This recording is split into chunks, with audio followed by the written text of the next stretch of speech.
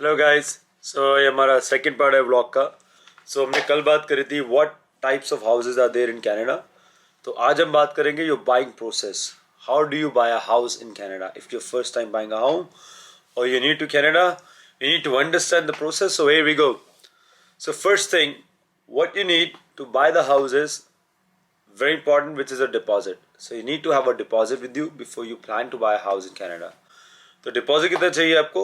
You manage to save 5% of the sale price of the house. You can pay that 5% as a down payment. तो आप 5% जोड़ के भी घर खरीद सकते हैं। एंड अगर आप एटलीस्ट 20% या उससे ऊपर जोड़ लेंगे तो उसका एडवांटेज क्या होता है? That you save the money on the default insurance. So I won't go in much in detail, but what I want to tell you, if you give a deposit for the house which is less than 20%, either 5, 10 or 15, you have to pay 2.8 to 4% of the default insurance, जो आपकी protect करता है payments को. तो insurance की जो depth है वो हम बाद में बताएंगे, but just to give you heads up, तो आपको इंश्योरेंस में देने पड़ते हैं पैसे अगर आप 5% टू 10% घर की डाउन पेमेंट के लिए पैसे देते हैं.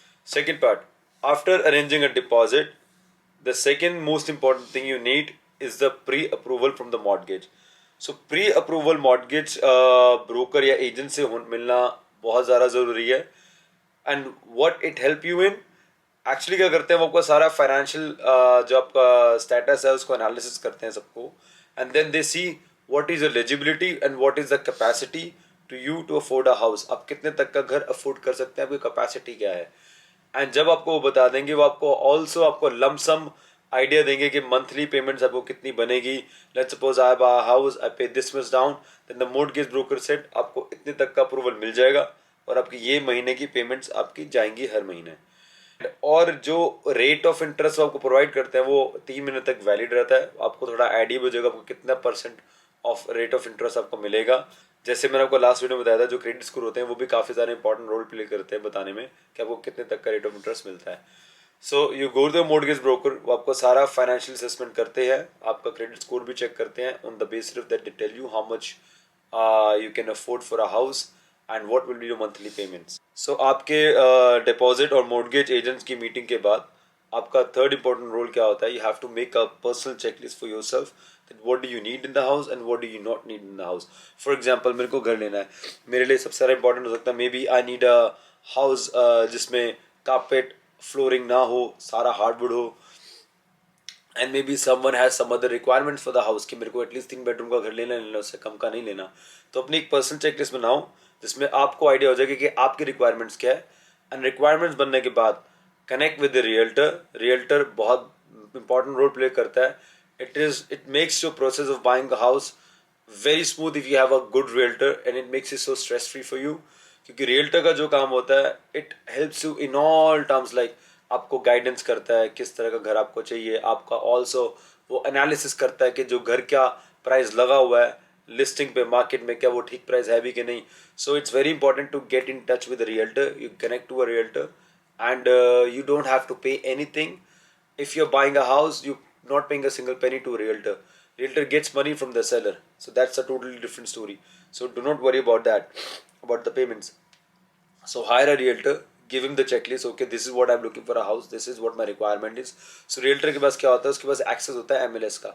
MLS में वो सारी प्रॉपर्टीज को व्यू कर सकता है, उनका लिस्टिंग प्राइस क्या है, उनका लीगल स्ट्रक्चर क्या है, उनका साइज क्या है. And what he can do, he can shortlist some properties and he can set you up in an email. And then from that email you have to choose the house. अब ये जो सारा process शुरू होगा, ये shopping का process शुरू हो जाएगा हमारा. In this phase, after hiring a realtor, you actually go for the shopping.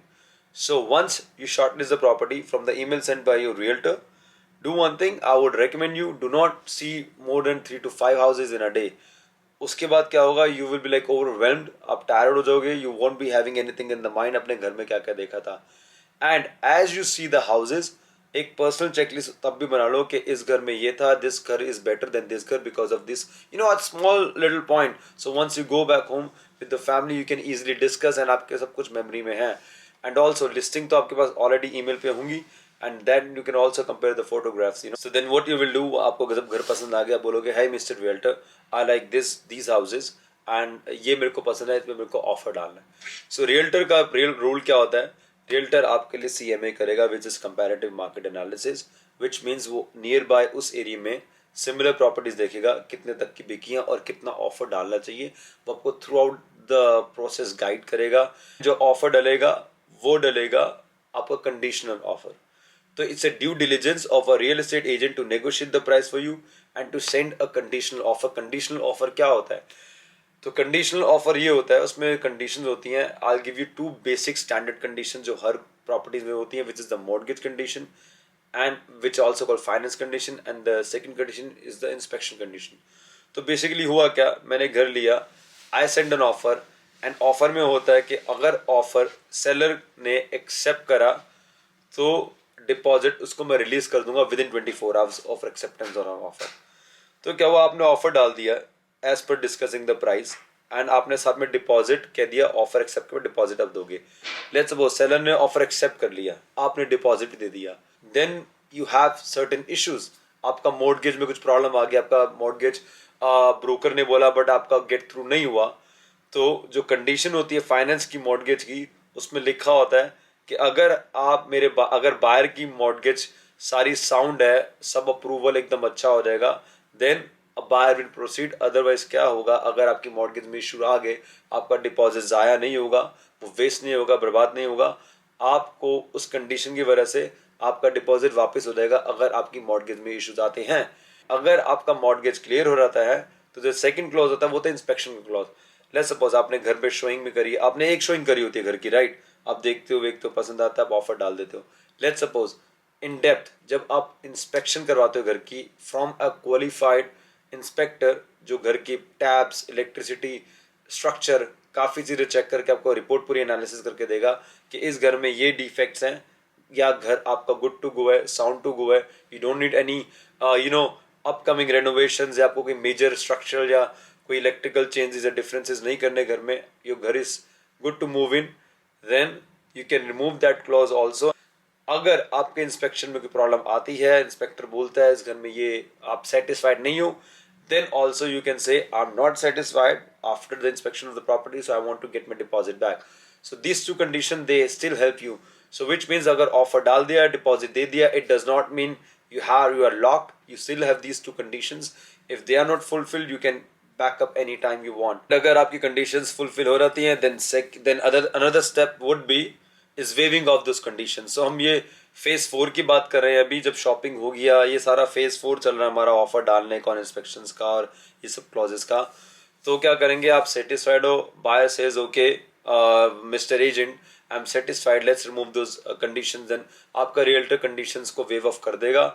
And wave of होने के बाद क्या होगा, आपका जो मेन चीज डिसाइड होगी, कई बार ये ऑफर के स्टार्टिंग में भी डिसाइड करते हैं और बाद में भी आप कर सकते हैं, म्यूचुअली इट डिपेंड्स आपका जो सेलर और बायर है, how they are comfortable, your completion date which is your closing date. So let's suppose आपका क्लोजिंग है 24 दिसंबर, 23 दिसंबर, लेट्स पिक अ डेट, 23 दिसंबर आपकी क्लोजिंग है।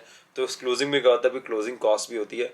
तो विच मीन जब आपने डिपॉजिट दिया था इनिशियली घर का, एंड आपने इंश्योरेंस पे करी, अगर आप 5% दे रहे हो, तो what I would say keep 1 and 2% aside along with the deposit for your closing cost। अब क्लोजिंग कॉस्ट होता क्या है, आपकी कंप्लीशन 23 दिसंबर को है, तो 23 दिसंबर को क्या होगा, आपका जो लॉयर है जो सारी कंडीशंस को चेक करता है, सारा पेपर वर्क आपका करता है, वो बताएगा ठीक है 23 दिसंबर तक इतना जो महीने का खर्चा है वो सेलर ने दिया है, from 23rd till the end of the month, या from the date you move in the house the expenses start building up under your name. तो वो सारी क्लोजिंग कॉस्ट होती है, वो लगभग 1 से 2% घर की पड़ती है, वो आपको पे करना पड़ता है, लैंड ट्रांसफर टैक्स पे करना पड़ता है। And just to give you heads up, new जो फर्स्ट टाइम होम बायर है उनको उसमें भी कुछ रिबेट मिलता है, पर उसकी बात हम इस वीडियो में नहीं करेंगे। इस वीडियो में just going a generalize idea कि घर खरीदते किस तरह है। तो आपका क्लोजिंग डेट सेट हो गया। तो एक चीज़ और ऐड करना चाहूँगा, क्लोजिंग डेट जब आपकी सेट हो जाती है, जब आपका सब कुछ डिसाइड हो जाता है, तो ऐसा नहीं है कि कंडीशंस रिमूव करने के बाद मॉर्गेज एंड इंस्पेक्शन के बाद आप घर दोबारा देख नहीं सकते। You can still view the house maybe couple of times, maybe once, it depends आपकी ऑफर में क्या है। जनरली हम 2 बार घर की शोइंग या व्यू दोबारा करवाते हैं कंडीशंस कंप्लीट होने के बाद, just to see the house how the house is, क्योंकि क्लोजिंग से पहले आपको मेक श्योर करना पड़ता है कि जो आपको बायर आई मीन जो आपको सेलर ने कमिट करा है अप्लायंसेस देने के लिए या फिक्सचर्स देने के लिए, वो सब कुछ घर पे लगे हुए हैं, वो रिमूव तो नहीं करे, क्योंकि अगर वो घर से वो रिमूव कर देता है the time before he leaves या before the closing, then you can actually claim those money with the lawyer. Okay mister lawyer, मैं घर देखने गया था कल रात को, बट उसमें अप्लायंसेज मिसिंग था, या अप्लायंस उसने कोई महंगे वाला निकाल के सस्ता लगा दिया है सेलर ने. तो ये चीज़ें आपको सब प्रोटेक्ट करती हैं.